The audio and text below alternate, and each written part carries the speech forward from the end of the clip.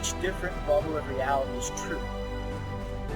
A galactic historian is a person that looks at all the lines of dramatic karma. Nudge, nudge. It's the Holy Grail.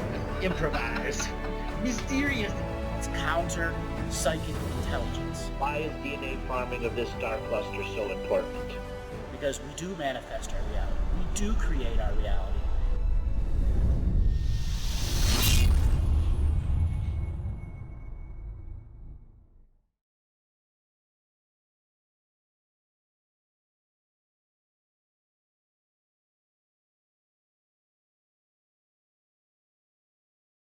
What do you remember about Star Wars and how it's evolved and what we know about in our modern conspiracy history? Let's just give a quick little setup here. Well, for me, the Star Wars thing was, there was always this, like, we're talking global narrative, there was always this, I mean, the Cold War was massive, so there was always the Russia versus US and that ever endless sort of posturing related to that. So the next level of it was related to Star Wars, because it was always about shooting missiles and stuff. And there was a really interesting movie called The Day After, I think, in 1984, which was all about nuclear holocaust, which was like horrible. It was like, you know, you talk about fear mongering sort of stuff. You wouldn't remember it now, but it was so in our face, even down here. So there was this whole thing about Star Wars on the news, like the 6 o'clock news that would go from 6 to 6:30. Reagan and Russia relative to the world would always be repeated constantly. Yeah. Star Wars. And it was obviously, what that meant was a huge amount of money spent on something that we didn't have any idea about, but we're just told. Now, there are a series of speeches Reagan made that talked about if there was ever a force not of this world come here to do harm us, we would all band together in human bondage and brotherhood. I've actually included a clip of you saying that in the Origins of War I related to Mars. Yeah. So there's actually 6 speeches, and this is where you had, I think, Oppenheimer had probably just died at that time, or shortly after those speeches had just died. And Oppenheimer had given a quote in the mid-60s or the mid-70s, if you ever hear them wanting to weaponize space, know that everything's come to a head of what happened during World War I and World War II, dealing with off-world beings. Something big was coming to a head when they wanted to weaponize space, and that's what Star Wars was, a weaponization of space. Not to keep us inside, but to keep others out. Yeah.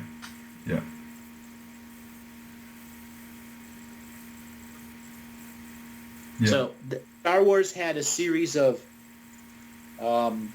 things that were designed to, let's just say,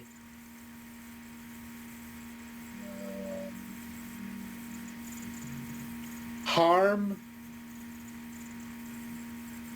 people not of human DNA lineage.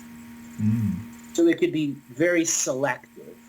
And we call this HARP today, but there were other systems that were created that if a life form in a non-standard oxygen life form like we are and doesn't have the genetics like we do, if it were to be detected, it could be microwave targeted from orbit.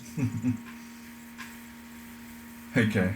Because I guess an overall summary of my perception of what Star Wars was about, there was this perception that it didn't work, right? And there's all this technology out there. So it was the origins of GPS in the 90s and fast broadband internet, right?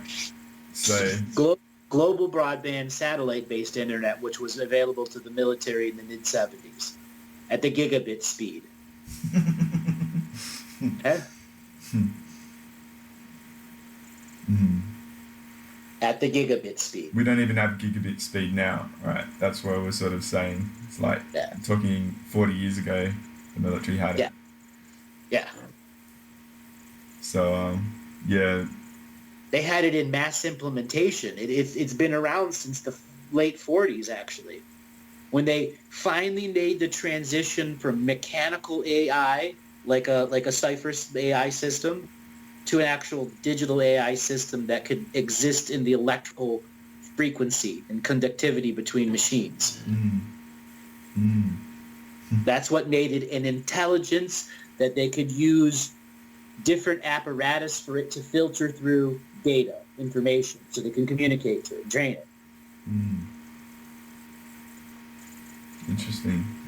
Yeah, I don't want to interrupt you too much because I've done it a bit and you were going to do a summary going back to the 1920s and stuff. So. Okay, so let me go back to where I was. Hold on, I lost my place. Reagan. Talking about Reagan and Davos and how he came to power and then Star Wars. Yeah. So when Reagan was being encouraged to run for president, even before he declared it, he was approached by a group of political strategists to transfer from being the governor of California to this next level, running for president under a conservative call after Jimmy Carter. And they needed someone that could act the way they needed to act in every situation that was going to unfold, because during that time, they already had understood that the Soviet Union was going to implode economically. The Soviet Union's cooked their books far differently than the United States cooked their books. The United States was able to send funds off and keep the robbing Peter to pay Paul system with their political system covered up, where the Russians couldn't. It became a massive separation of caste. And that's what created a need to end and implode that system so that they could start with a clean set of cooked books. Now, once Russia went down, none of their black projects went down, none of their black ops went down, so on and so forth. That's all known. Okay? Now, when Reagan came into office, AI as an artificial intelligence existed within the military, and it was basically pitched to Reagan through these political strategists that the military was going to use technology to back him to help him to win. And that's the first real use of AI to influence an election system. Yeah. And you got to realize no one had computers really then. You had the Apple IIc. Yeah. There were not millions. There were thousands. Yeah. Less than 50,000. Less than 100,000 computers. But basically, they were mainframes, not something that you had on your home, you know. Right. Okay. So what did that AI do to get him elected? It looked at television advertising. It looked at television consumption, cable consumption, and took his old movies, and a year and a half ahead of elections began imprinting Ronald Reagan worldwide. That's what it did. So that it made the election very easy and very programmable, and then putting out specialized pieces, political pieces, pieces that are meant to be propaganda to influence people. But that's what the elections were then, before they are crazy like they are now. Now, he gets in office and he brings in his war hawks because they were already saying, we're going to do this, this, and this. You're the figurehead. We need you to act this out and do it right so these people believe. So then Reagan was an attempted assassination, right? And George Bush was ready to step up. That was all because he was going along with things, or the whole plan was to get rid of him and let Bush take over and we have a big drug issue that comes to the head in the 1980s. Now, the 60s dealt with their drug industry, the 70s dealt with their drug industry, and then the 80s had to deal with the corruption of the 60s and 70s and what it actually did. The billions of dollars that was being done, and then the discovery that many of the Colombian cartels, the Peruvian cartels, which were minor people in the middle of nowhere, were actually able to build their own printing presses at state-sponsored levels because they had billions in cash, billions, and duplicate serial numbers. And that's where it was realized how corrupt the whole world was, and that if they were going to do any form of global corruption that they wanted their way, they had to crush the other corruption. Hmm. And make one, menu of corruption from one source, and all the other sources don't realize they're being manipulated. So they had to clear out. So that was the battle for the 80s, the say no to drugs. All of that was to create a criminal state in which industries of inmates would be created and whole new other avenues of income that can be used in a black project scenario. Yeah. Because like you've said, I've actually just gone through and made the first Drugs in Society video, and it's basically the drugs are a cover for energy harvest for black technology, so it's all drama. And it's big scale drama because you're talking about people like Escobar and like the CIA with George Bush and all that sort of stuff, but they're still just factions and players in a greater underlying sort of theme going on, So let me talk about George Bush. So George Bush, the the first Bush, he was in charge of the CIA for the longest time before he became vice president. Yeah. Now, that was at a time Escobar had just been beaten, and essentially the government had reined in global corruption under one umbrella system. But we'll contemplate that. He goes from being the head of the CIA that has just taken all global corruption that's been naturally occurring for decades and decades, and is now under one secret global corruption ring. Yeah. Which then sets up what? The dot-com bubbles, all the technology bubbles. So they were actually able to influence global currency. This is what sets up for global currency exchanges and taking things from gold-based paying for petro to dollar-based petrodollars. Okay, because they manipulated. It was under Reagan that gold went from, what is it, a few $100s an ounce to $1,000 an ounce, or $800 an ounce. Yeah, I know. Early '80s, it went massive. Like, it went really crazy, and then it went down to nothing for a long time.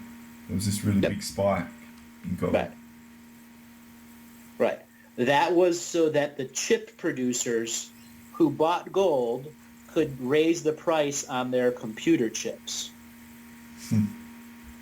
Now remember, you're trying to influence thousands of factories that are going to be doing what? Producing millions of computers over a span of 12 years. Okay, from 86 to 88, 84 to 88, or 86 to 86 to 90. Yeah, it's just like 92. I think it was 92, yeah. Parabolic home computer, like, right, sort of industry just went off the scales. Right. That's all in alignment with the global corruption. Now, the drug industry had been providing huge volumes of black income for many sources for a very long time. And there needed to be a way to transfer some of the responsibility for the production and the transmutation. And this is where Clinton gets involved too, because Clinton is just an expansion of Bush. Yeah. They're all, the center of the drug ring was Arkansas. Absolutely. Mena, Arkansas. Daniel Hopsiker, Mena, Arkansas. You've done the whole journalistic exploration of that, and I love Daniel Hopsiker. Now, when you have Clinton take over, now the big thing about Clinton and Whitewater, was that they were actually connected to the global genome process. Did you know that? You've talked about the global genome before, and it was fully, massively government funded, and then right at the end it went private. And right, and that's why it killed off in Whitewater. It was the investment into it. Okay? It is what has allowed an entire medical industry of people patenting cancers and creating drugs to cure a patented disease. Yeah, a whole different industry of we're going to control the population. This is the Clinton Global Initiative and all this other stuff that's involved with that. But they were able to get essentially all of the information from the Global Genome Project and be able to patent stuff from it and be able to change the laws to make it fully legal for them so that they could make cloning real. Dolly the sheep, I think, was it 1994? Yeah. Or 92? Something like that, yeah. So say, I don't want to take you both away from the stream that you're on. So say we were looking at Reagan and AI to get him elected, and then the Warhawks came in with space stuff. Right. So what I just said was the context to understand what was going to go on after, so you could understand why Reagan in the first implementation of AI as a political tool in the political apparatus, and that the next set of presidents that were going to come in were going to have more data to mine. Okay? Now, the Warhawks, let's look at what wars were going on at that time. Well, there was a falling out with Iran, so then Iraq was used as an instrument to go against Iran, and there was like an 8-year like major war in that region. Right. 79, I believe it was 1979. You had the revolution in Iran. Yeah. And you had the whole thing where they're trying to save the people out there that ultimately connects to Iran, to the Contras, and so on and so forth. Yep. There was the whole Central America, but it was the AIs that were used to understand telephone calling systems so that they could begin to understand how the corruption naturally or organically occurred between who, and so that they could target those people for elimination, re-education, or pure-on bribing, whatever they were doing at that time. That's what Reagan and AI ultimately is. It's that busting of the global independent corruption circuits. So there could be one ring of corruption. So it eliminated, like, say, I get what you're saying, it's like an expansion of the mega corruption to eliminate the independence, assimilate the independence into the main overbody, Right. Because it would be that corruption that would reveal the big secrets, like the internet's never been secure. Okay? You need your corruption people to make sure that stops in all the local stories. Which is sort of similar. I know, like, you're talking about the print media gone and stuff like that, but the print media used to be the massive driver of information awareness. Everything. And, like, say, I'm a fan of a lot of the 80s people like Andrea Piharic, who brought Uri Geller out, and Dr. Robert Beck, and Marcel Vogel, who invented the LCD sort of for IBM and stuff like that, and he got into crystal healing, like he was just really good people, these really amazing geniuses that were caught up in this reality. And like, I know Andrea Piharic said he wrote like 4 or 5 books. He was entwined with the CIA, but he was also a maverick trying to stay independent when you just couldn't stay independent in that era. And like his 5 books were suppressed. They were not released. You know what I mean? It was so easy to prevent information releasing compared to now. Yeah. So I mean that censorship was just, he's just an example, but there must have been so much that was censored so easily that we don't have any awareness of, Correct. And probably won't have any awareness of until the AI start revealing the archives of what was actually done. Yeah. Like, I just feel the scale of our consciousness hold back, which is the whole thing that you're here for, and it's just we're focusing on that genre in that era, and we all have it's different from like the ancient history where we actually have a bit of connection of, because we've been in it, so you can sort of measure yourself of what you were doing, what was going on. So let me add another layer here. So we've just set up Reagan as the figurehead who would give presidential decree to multiple black agencies that hadn't publicly been revealed yet, to use advanced technology from Star Wars to begin the foundations of data mining, because they know by the end of his 8 years of term, because they'll keep him elected, that there would be an industry where it will be going from hundreds of thousands of computers produced a year to many millions produced a year. Yeah. So the amount of data mining that was going to come, which would then be used to fund a massive new round of creation of currency to cover up the cooked books, because Jimmy, what's his face? Carter, his whole gas thing, that revealed that in the old days, the unorganized corruption had figured out how to print their own money, and that was what global currency manipulation was between black agencies and other countries before. And it was those mechanical AIs that I told you about that learned how to create perfect engravings and future engravings, even before the ones were implemented, as long as they can get a high-res imagery. They could create currency. And when Reagan implemented his attempt to one umbrella of corruption for the whole world, is where they began to realize that the global currency itself had been so abused since the Marshall Plan after World War II. That is where they understood that they had to manipulate the market at the highest levels, or people would realize cash was useless. Yeah. Because money is always a perception of value. Right. It's always a battle for you and I believing it has value, so we exchange with it. As soon as it's gone, it's like a balloon bursts like in an instant. It's the perception. You're seeing like the effort to stamp down social media now, like, because it's a wildfire. You know, as soon as people catch wind of something, you're done. You know, so I think it's just amazing that it's maintained it.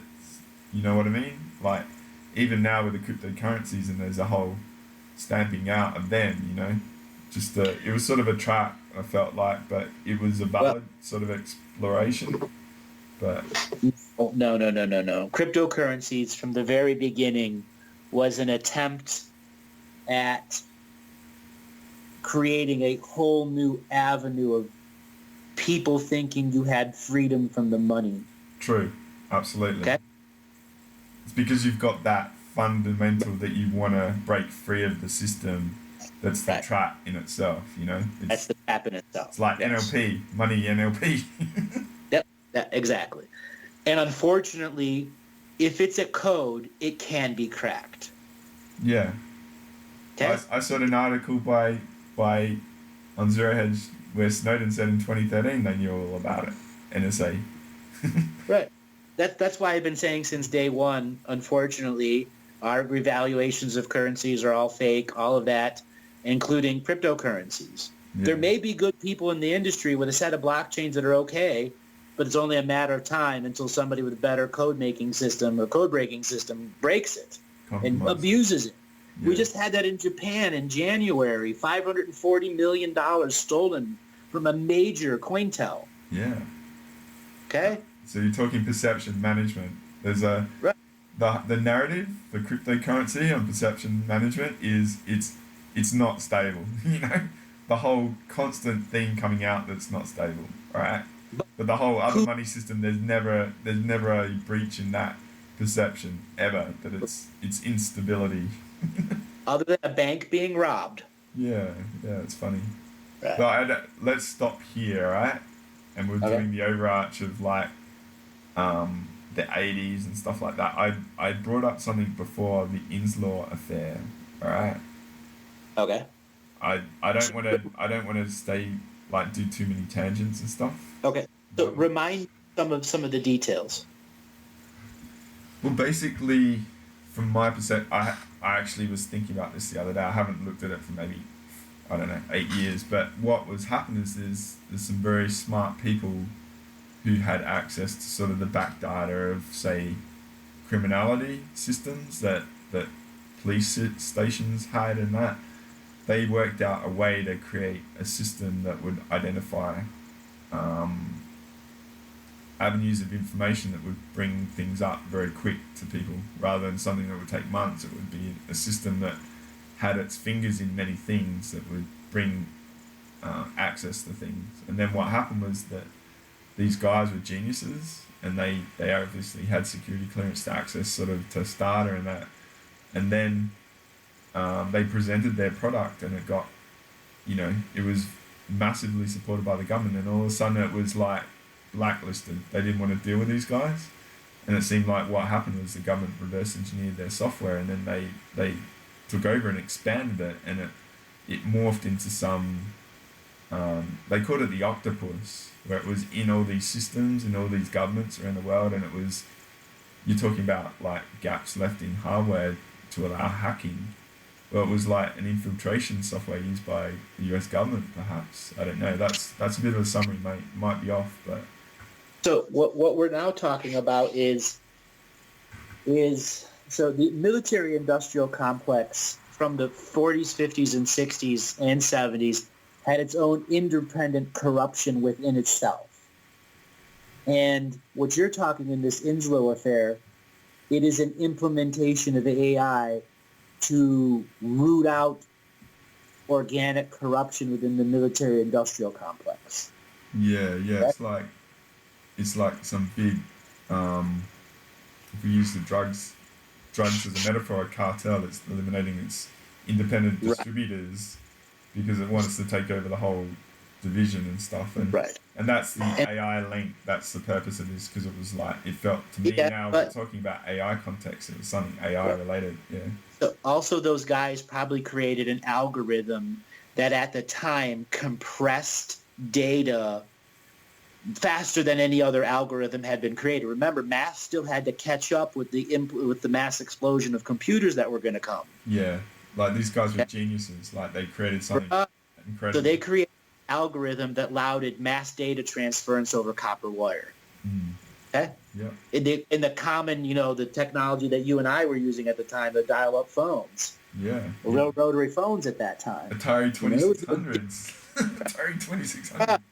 So they created an actual algorithm that could compress data that an AI could use over copper wire.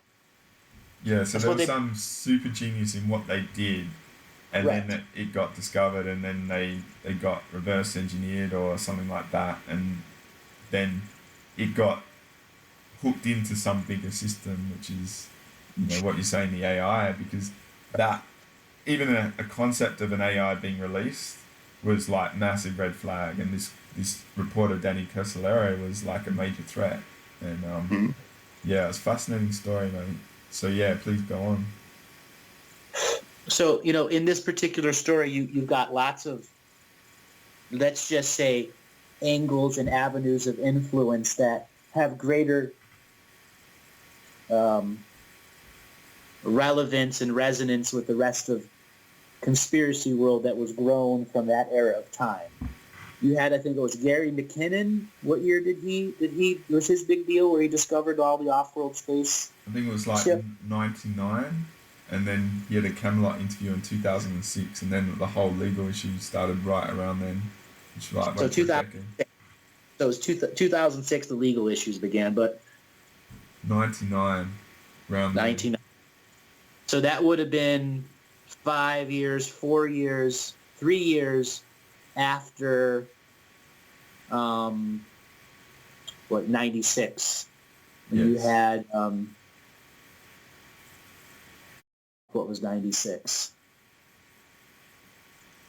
Was that the Monica scandal? That was 98. Like 96 was like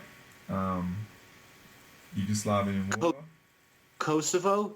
Yeah, Yugoslav war. Yeah, Yugoslav war, right. That which would have represented another breakdown of another local corruption system that was under an umbrella that was going to go rogue and sell information. which is all stuff I found out from Kevin Smith during our many hours of private calls. Yeah, Because he was at that time. Yes, there was a huge issue in there. Anyways, so Kosovo, that would have been Kosovo. So, yeah, it would have been 3 years after. 3 years after. With Gary McKinnon. Now, who was the big one before that? McKinnett? No. There was another guy. He was the very first one where they're saying, free this hacker, he never did anything wrong. I'm not sure at this stage. Free this hacker. He was in the very beginning.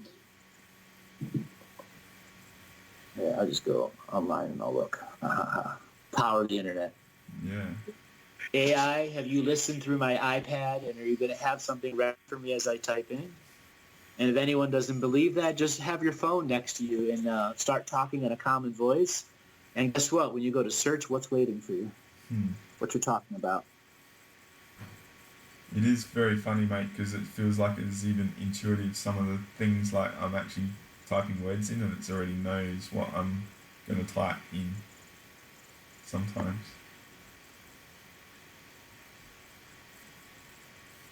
That's why chaos is a good thing to employ, let me say, mate. Kevin Mitnick? Maybe that's what it is.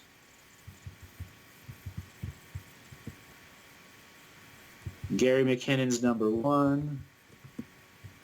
Okay. He would probably fit into that time range because he was pretty young then. So that was 1999. So Gary McKinnon might have been 2002.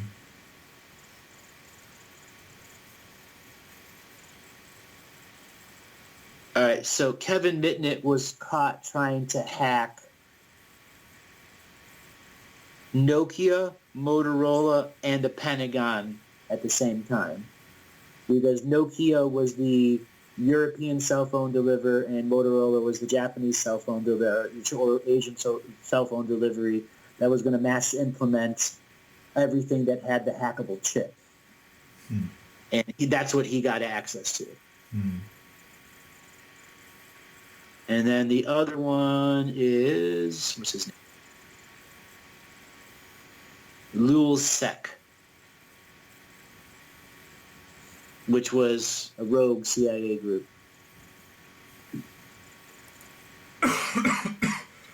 Again, it was about... I think I lost you. I was just coughing. Sorry, mate. Okay.